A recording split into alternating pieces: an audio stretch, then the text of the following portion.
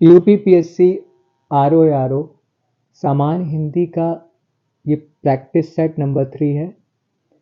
इस वीडियो में मैं सभी 60 प्रश्न डिस्कस करूंगा, तो आप मेरे साथ इस वीडियो में अंत तक बने रहें। और अगर आपने अभी तक इस चैनल को सब्सक्राइब नहीं किया है तो सब्सक्राइब ज़रूर करें ताकि ऐसे ही वीडियोस आपको मिलते रहें।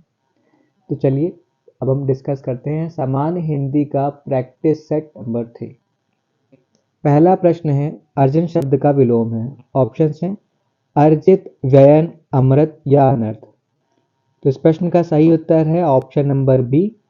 अर्जन का विलोम होता है व्ययन। अर्जन का मतलब अर्जित करना, प्राप्त करना, और व्ययन का मतलब खर्च करना।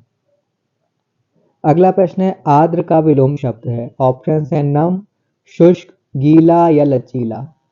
तो इस प्रश्न का सही उत्तर है ऑप्शन नंबर बी, शुष्क। जैसा कि अभी आपने अगर भूगोल में पढ़ाई की होगी तो आपने आर्द्र या शुष्क शब्द जरूर सुना होगा। यहाँ पर आर्द्र का विलोम होता है शुष्क। अगला प्रश्न है, उन्मूलन का विलोम है। ऑप्शंस हैं आमूलन, निमीलन, समूलन या रोपण। इस प्रश्न का सही उत्तर है ऑप्शन नंबर डी, रोपण। उन्मूलन शब्द का विलोम होता है रोपण। वहीं अगर हम बात करें यहाँ पर अन्य जो ऑप्शंस दिए गए हैं, निमीलन, तो निमीलन शब्द का विलोम होता है उन्मीलन। और वहीं निमीलन शब्द के ही समानार्थी शब्द आमीलन और सम्मीलन भी हैं। अगला प्रश्न देखते हैं, प्रश्न नंबर 4। उत्तरायण का विलोम क्या है? ऑप्शन है पौरायण, पुरातन, दक्षिणायन या नारायण। तो इस प्रश्न का सही उत्तर है ऑप्शन नंबर सी, दक्षिणायन। उत्तरायण का विलोम है दक्षिणायन। वहीं पुरातन जो है वो नूतन का विलोम है, और अन्य सभी जो विकल्प दिए गए हैं वो उससे कोई भी संबंध नहीं रखते हैं। अगला प्रश्न हम देखते हैं, प्रश्न नंबर 5। मसरण का विलोम क्या है? ऑप्शन है कम, रूक्ष, साबुत या गाफिल। तो इस प्रश्न का सही उत्तर है ऑप्शन नंबर बी, रूक्ष। तो मसरण शब्द का विलोम है रूक्ष। मसरण शब्द का अर्थ होता है चिकना और रूक्ष शब्द का अर्थ होता है खुरदुरा। तो चिकना का खुरदुरा, वैसे ही मसरण का रूक्ष। अगला प्रश्न है, मुख्य का विलोम क्या है? ऑप्शन है प्रधान, गौड़, या ऑप्शन नंबर सी भी गौड़ और अवर। तो यहाँ आपको बताना है मुख्य का विलोम क्या है। इस प्रश्न का सही उत्तर है ऑप्शन नंबर बी, गौड़।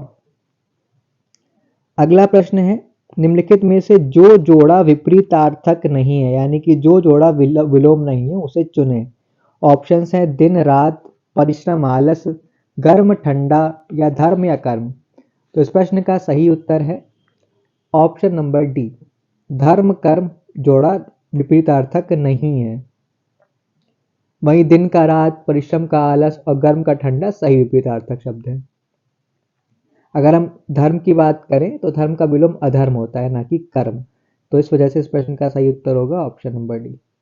अगला प्रश्न है, निम्नलिखित में से कौन सा विलोम युग्म सही नहीं है? क्रय विक्रय, एकत्र विकीर्ण, जय अजय, आहार विहार। तो इस प्रश्न का सही उत्तर है ऑप्शन नंबर डी, आहार विहार विलोम युग्म सही नहीं है। आहार का विलोम होता है निराहार, ना कि विहार। अगला प्रश्न है, निम्नलिखित में से कौन सा सही विलोम युग्म नहीं है? ऑप्शन है यहाँ पर सदाचार, दुराचारी, सम विषम, समर्थक विरोधी या समष्टि व्यष्टि। तो इस प्रश्न का सही उत्तर है ऑप्शन नंबर ए, सदाचार दुराचारी सही विलोम युग्म नहीं है। सदाचार शब्द का विलोम दुराचार होता है, दुराचारी नहीं होता है। अगला प्रश्न है, निम्न में से कौन सा विलोम युग्म त्रुटिपूर्ण है? स्थावर जंगम, चंचल स्थिर, अनंत अंत, प्रेषक प्रेषित। इस प्रश्न का सही उत्तर है ऑप्शन नंबर डी, प्रेषक प्रेषित। प्रेषक का विलोम शब्द होता है प्रेष्य। अगला प्रश्न, अनुपम का पर्यायवाची शब्द क्या है? ऑप्शन है स्वर्गीय, लौकिक, पार्थिव या अद्वितीय। तो इस प्रश्न का सही उत्तर है ऑप्शन नंबर डी, अद्वितीय। अनुपम के अगर पर्यायवाची शब्दों की बात की जाए तो अनुपम के पर्यायवाची शब्द हैं अद्वितीय, अपूर्व, अद्भुत, अनूठा, अतुल, अनन्य आदि। क्वेश्चन नंबर 12, मार शब्द पर्यायवाची है। ऑप्शंस हैं जादू का, स्वर्ण का, अधम का या अनंग का। इस प्रश्न का सही उत्तर है ऑप्शन नंबर डी, अनंग का। तो मार अनंग का पर्यायवाची है, और अगर मार के अन्य पर्यायवाची की बात की जाए तो वह है काम, मदन, कंदर्प, मनमथ, मनोज, मकरध्वज, रतिपति आदि। तो मार शब्द का पर्यायवाची है अनंग। अगला प्रश्न है विशिक किस शब्द का पर्यायवाची है। ऑप्शंस हैं बुध, बाण, तरु या सरोवर। इस प्रश्न का सही उत्तर है ऑप्शन बी, बाण। तो विशिक जो है वो बाण का पर्यायवाची है। विशिक, तोमर, नाराज, शर, इसु, सायक आदि बाण के पर्यायवाची हैं। और वहीं यहाँ पर तरु वृक्ष का और सरोवर तालाब का पर्यायवाची है। अगला प्रश्न विरध के पर्यायवाची हैं। ऑप्शन है यश, ख्याति, बीज, मूल, वृक्ष, पौधा, विरही, वियोगी। तो इस प्रश्न का सही उत्तर है ऑप्शन नंबर ए, यश और ख्याति विरध के पर्यायवाची हैं। अगला प्रश्न अधोलिखित में कौन एक घर का पर्यायवाची है। ऑप्शन है अयन, चयन, मयन या घरन। तो इस प्रश्न का सही उत्तर है ऑप्शन नंबर ए, अयन। घर के पर्यायवाची की बात की जाए तो घर के पर्यायवाची गृह, सदन, अयन, निकेतन, भवन, निलय, मंदिर, धाम आदि हैं। तो अयन इस प्रश्न का सही उत्तर है। अगला प्रश्न है मीन का पर्यायवाची शब्द क्या है। शिखी, शापक, विभावरी या मत्स्य। इस प्रश्न का सही उत्तर है मत्स्य, ऑप्शन नंबर डी इस प्रश्न का सही उत्तर है। तो मीन के पर्यायवाची की अगर मैं बात करूं तो मीन के पर्यायवाची हैं मछली, मत्स्य, अंडज, शफरी आदि। वहीं शिखी जो कि मयूर का है पर्यायवाची, विभावरी रात्रि का पर्यायवाची शब्द है। अगला प्रश्न सोना का पर्यायवाची है। ऑप्शन है पन्नग, ललित, चित्ताकर्षक या जातरूप। तो इस प्रश्न का सही उत्तर है ऑप्शन नंबर डी, जातरूप। सोना का पर्यायवाची जातरूप है और इसके अन्य पर्यायवाची है स्वर्ण, कनक, कंचन, हेम आदि। पन्नग सर्प का पर्यायवाची है और ललित सुंदर का पर्यायवाची है। अगला प्रश्न स्त्री का पर्यायवाची शब्द है। ऑप्शन है बालम, प्रियतम, वनिता या भरतार। इस प्रश्न का सही उत्तर है option number C, option C वनिता। तो स्त्री के पर्यायवाची शब्द हैं वनिता, सुंदरी, कामिनी, रमणी, कांता आदि। और वहीं अगर पति के पर्यायवाची शब्द की बात की जाए तो पति के पर्यायवाची शब्द हैं बालम, प्रियतम, भरतार, स्वामी, प्राणेश आदि। अगला प्रश्न क्षुद्र के पर्यायवाची हैं। ऑप्शन है कंजूस, कृपण, ऑप्शन बी है निर्धन, दरिद्र, अल्प, मामूली, नीच, अधम। इस प्रश्न का सही उत्तर है ऑप्शन डी, नीच, अधम। क्षुद्र के पर्यायवाची नीच, अधम, ओछा आदि हैं। अगला प्रश्न है निम्न किस विकल्प में सभी शब्द परस्पर पर्यायवाची हैं। ऑप्शन है कनक, कंचन, निनाद,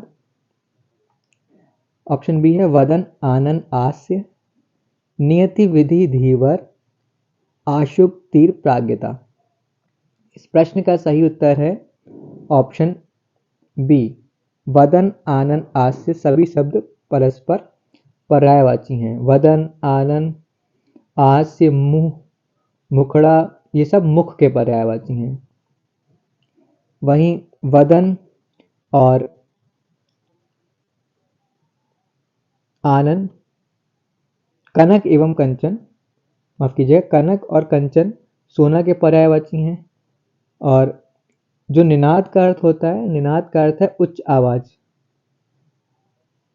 नियति, विधि किस्मत के पर्यायवाची शब्द हैं, लेकिन धीवर जो है वो मछुआरा का पर्यायवाची है। आशुभ और तीर बाण के पर्यायवाची हैं, लेकिन प्राज्ञता मेधा का पर्यायवाची है। परस्पर पर्यायवाची की बात की जा रही है तो ऑप्शन बी इस प्रश्न का सही उत्तर होगा। अगला प्रश्न है जिसे इंद्रियों से अनुभव ना किया जा सके अनेक पद के लिए एक शब्द है। यहाँ पर ऑप्शन है अतीन्द्रिय, इंद्रिय, इंद्रिय शेष या इंद्रजीत। तो इस प्रश्न का सही उत्तर है ऑप्शन नंबर ए, अतीन्द्रिय। जिसे इंद्रियों से अनुभव ना किया जा सके उसे अतीन्द्रिय कहते हैं। और इंद्रजीत किसे कहते हैं? जो इंद्र पर विजय प्राप्त कर चुका हो उसे इंद्रजीत कहते हैं। अगला प्रश्न है, किसी वस्तु को प्राप्त करने की तीव्र इच्छा के लिए उपयुक्त शब्द इनमें से कौन सा है?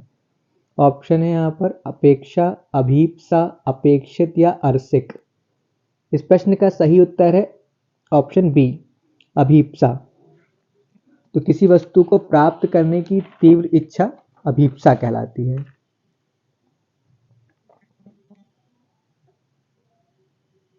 अगला प्रश्न है, दोपहर के बाद का समय के लिए एक शब्द है। ऑप्शन है पूर्वाहन, मध्याह्न, अपराह्न या गोधूली।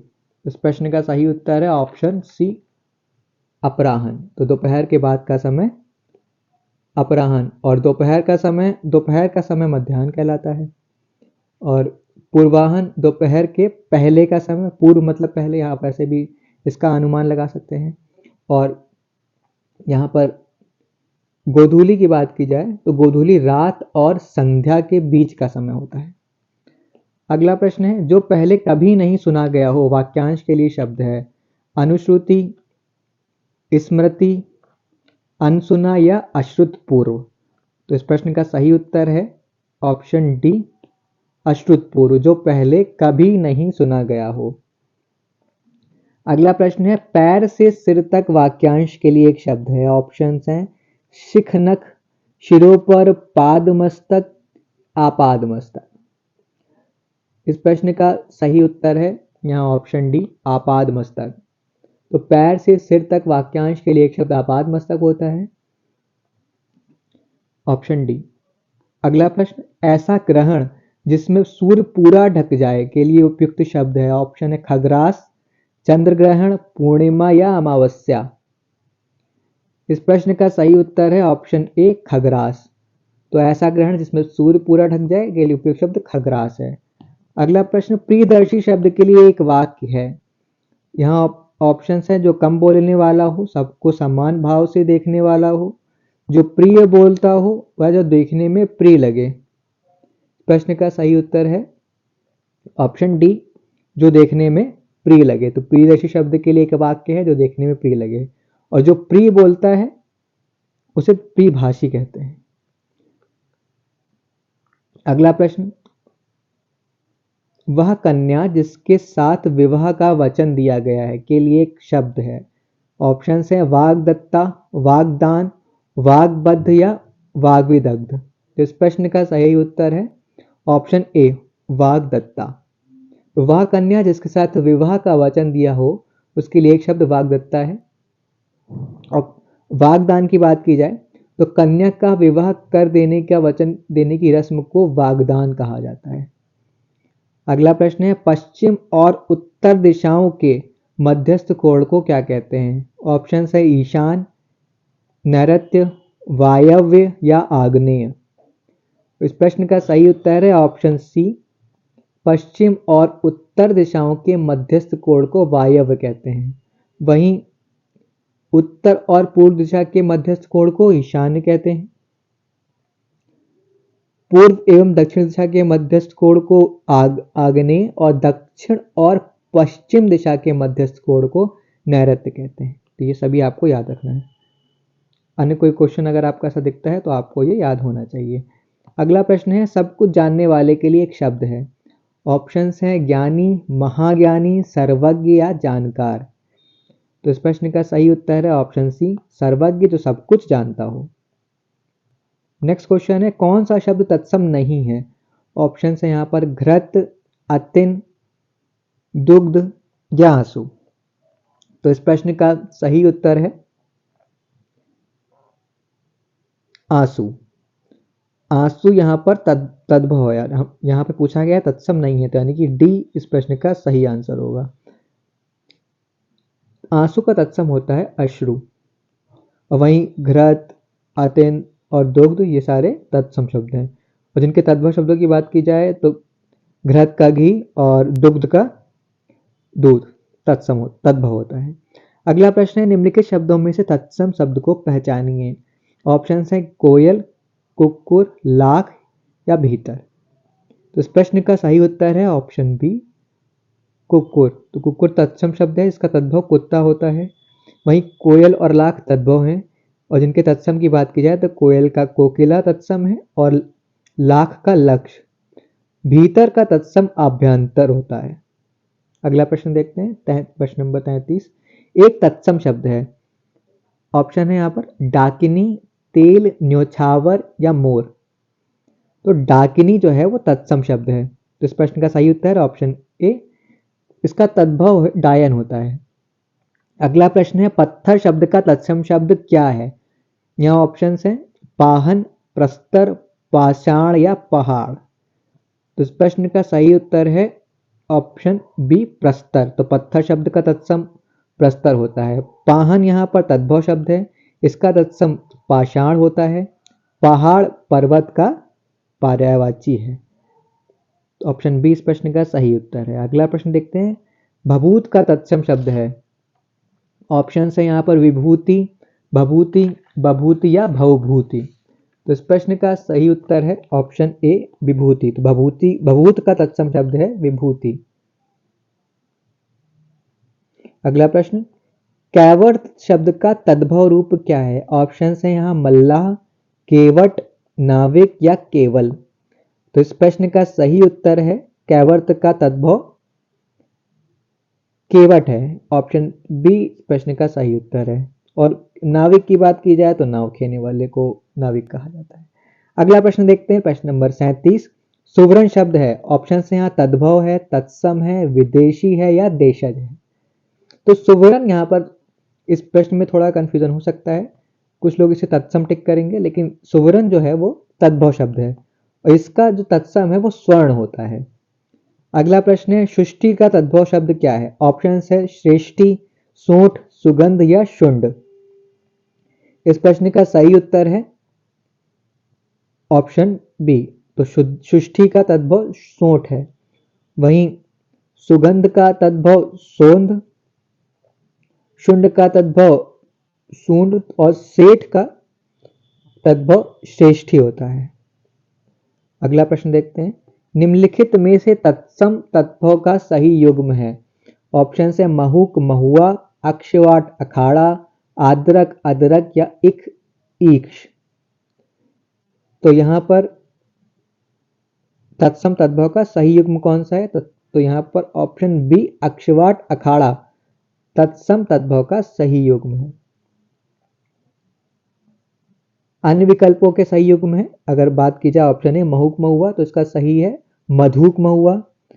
आद्रक, अदरक वर्तनी संबंधी अशुद्धि है यहाँ पर, और इक्षु का ईख।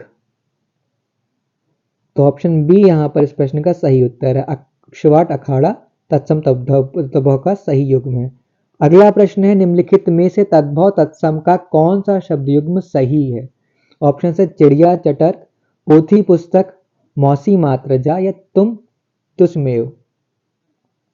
तो यहाँ पर सही उत्तर है पोथी पुस्तक, यानी कि ऑप्शन बी तद्भव तत्सम का सही शब्द युग्म है। वहीं अगर अन्य विकल्पों की बात की जाए तो यहाँ पर चिड़िया का चटक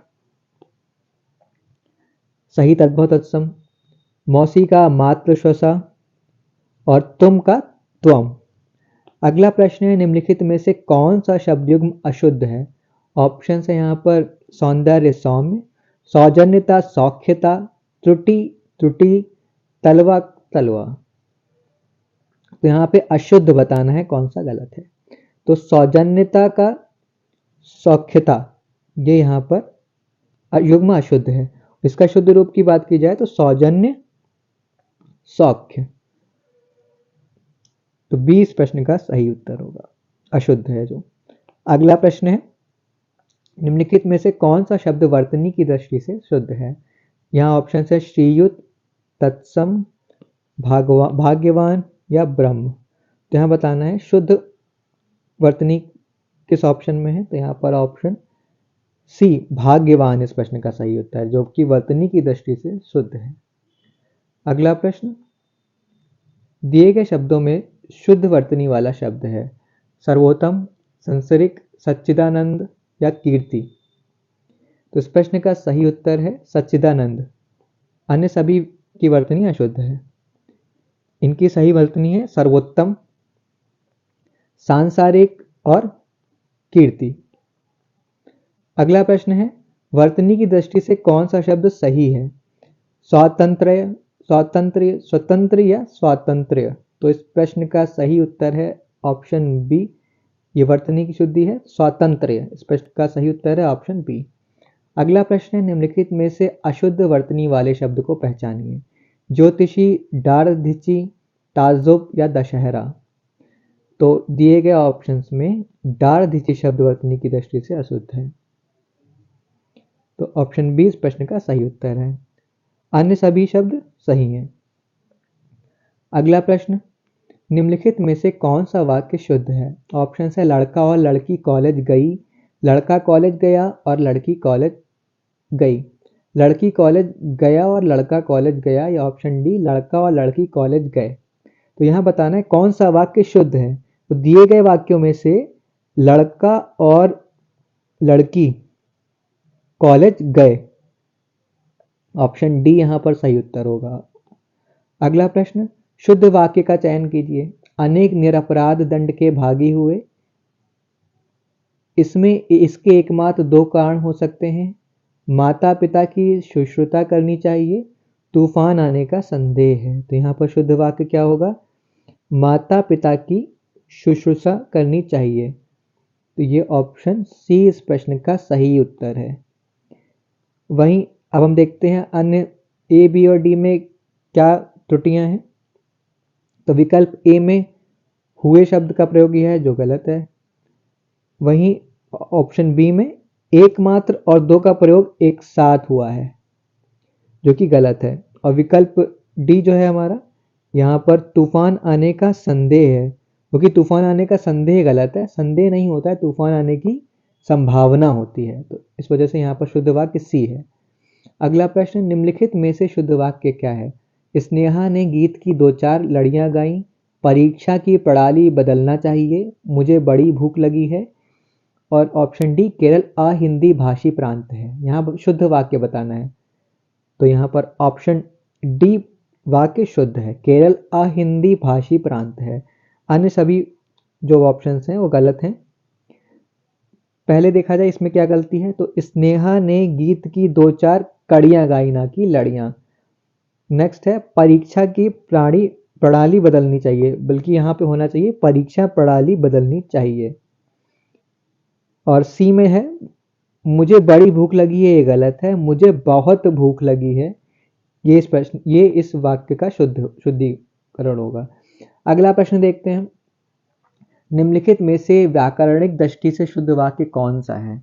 ऑप्शन है वे अनेक विषय के ज्ञाता थे, इस समय 4 बजे हैं, सब लोग अपनी राय दें, और आंसू से मेरा रुमाल भीग गया। तो यहाँ बताना है कौन सा वाक्य शुद्ध है। तो इस प्रश्न का सही उत्तर है इस समय 4 बजे हैं। तो ये व्याकरणिक दृष्टि से शुद्ध वाक्य है। ऑप्शन बी इस प्रश्न का सही उत्तर है। विकल्प ए में अगर बात करूं तो प्रस्तुत वाक्य में अनेक विषय के स्थान पर अनेक विषयों का प्रयोग उपयुक्त होगा। और सी की बात की जाए तो अपनी के स्थान पर अपनी अपनी राय दें। वहीं विकल्प डी में आंसू के स्थान पर आंसू होना चाहिए। तो आंसुओं से मेरा रुमाल भीग गया। इस प्रश्न का सही उत्तर है ऑप्शन बी। अगला प्रश्न है, शुद्ध वाक्य का चयन करना है। यहाँ पे आज घोड़ा दौड़ भी होगी, मेरे लिए गणित कठोर विषय है, बाण शस्त्र और बंदूक अस्त्र है, गरीबों के लिए निःशुल्क शिक्षा की व्यवस्था है। यहाँ शुद्ध वाक्य बताना है। तो ऑप्शन डी गरीबों के लिए निःशुल्क शिक्षा की व्यवस्था है, ये वाक्य बिल्कुल शुद्ध है। विकल्प ए में घोड़ा दौड़ के स्थान पर घुड़दौड़ का प्रयोग सही उचित है। और बी में कठोर के स्थान कठोर विषय कठोर नहीं, विषय कठिन होता है, कठोर का प्रयोग गलत है। और यहाँ पर बाण अस्त्र और बंदूक जो है वो शस्त्र है, तो ऑप्शन सी भी यहाँ पर गलत है।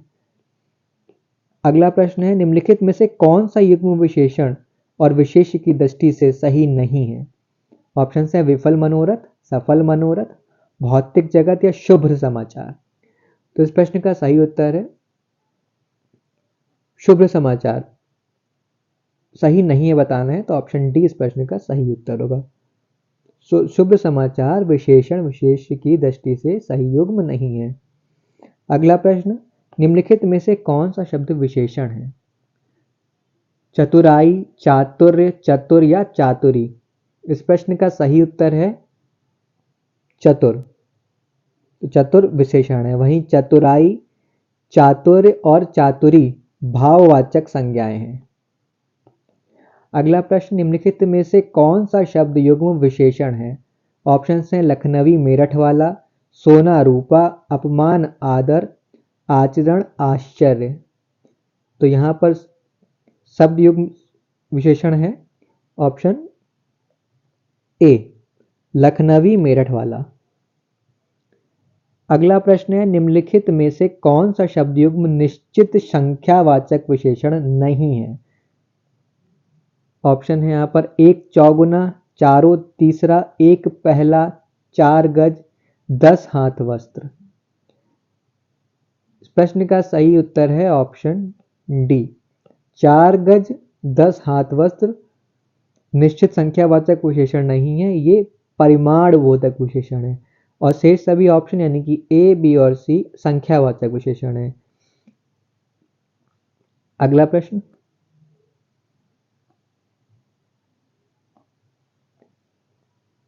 अतिरंजन शब्द का विशेषण कौन सा होगा? ऑप्शन है अतिरंजित, रंजित, अतिरंजनी या अतिरंजित। तो इस प्रश्न का सही उत्तर है ऑप्शन डी, अतिरंजन शब्द का विशेषण अतिरंजित होगा। अगला प्रश्न, नीचे दिए गए वाक्य में विशेषण का प्रयोग हुआ है, यानी कि पूछा गया किस वाक्य में आपको बताना है विशेषण का प्रयोग किया गया है। ऑप्शन हैं लड़का आया है, वह गुलाब के फूल लाया है, गुलाब के फूल मुझे पसंद हैं, या लड़का फूल देकर चला गया। तो यहां पर ऑप्शन सी गुलाब के फूल मुझे पसंद है। तो यहां पर विशेषण की बात की जाए तो पसंद शब्द जो है विशेषण के रूप में प्रयुक्त किया गया है। अगला प्रश्न, भले और महान लोग उचित और संयमित व्यवहार करते हैं, इस वाक्य में बताना है कितने विशेषण और विशेष्य हैं। तो यहां दिए गए वाक्य में भले, महान, उचित और संयमित ये सभी आपके विशेषण हैं। वहीं अगर बात की जाए लोग और व्यवहार ये विशेष्य हैं। तो यानी कि यहां पर 4 विशेषण और 2 विशेष्य, जो कि ऑप्शन डी में हमें दिख रहा है, इस प्रश्न का सही उत्तर है 4 विशेषण और 2 विशेष्य। तो विशेषण कौन कौन से हैं यहाँ पर?